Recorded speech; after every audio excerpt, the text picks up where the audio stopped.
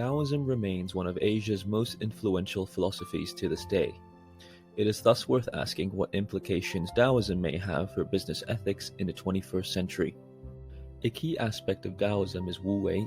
In other words, Taoists don't seek to dominate situations or force outcomes, but they seek to support and nourish things, to let them take their natural course, to respond and embrace situations, all in order to achieve harmony. There's also the idea of doing what fits in the circumstances. We shouldn't be forcing things down anyone's throat, and we shouldn't be slaves to fixed standards of right and wrong. Now, if these ideas form the basis of a company's business ethics, it might entail a rather passive style of business rather than an aggressive one.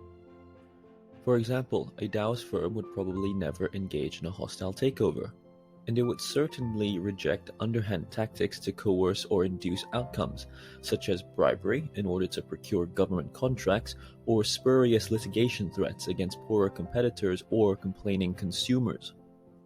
The key for Taoists is to ensure that all things are in harmony with nature, the surrounding world, and the people.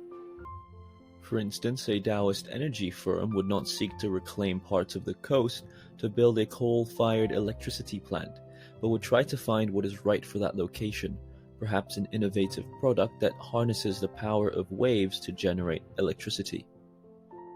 The idea of transplanting Taoist philosophy has been criticized, however. For example, some scholars see the idea of wu-wei as incompatible with business and management itself. They posit that management and business are inherently deliberate, active, and purposive. Without concrete and predictable goals, strategies, priorities, there simply can't be a business. Could one imagine a company telling its shareholders that its overriding business strategy is to simply respond to circumstances and allow things to occur spontaneously? Not really. So perhaps the idea of a modern Taoist business or manager is a contradiction in terms. Taoism still might have something to contribute, however. For example, the idea of walking two paths without insisting on a singular fixed standard might be interesting for managers. Take the recent advent of flexible working arrangements. Taoists might like this. Instead of insisting on rigid workspace policies, each employee is given flexibility to set his own way in workspace insofar as they can also achieve the company's agenda. In other words, managers should seek to walk two paths, their employees' path and the company's path, instead of only focusing on firm-wide policy. This style of management would also embody the idea of what fits is what is right. There simply can be no firm-wide policy that works well for every single person. Everyone deserves individual consideration.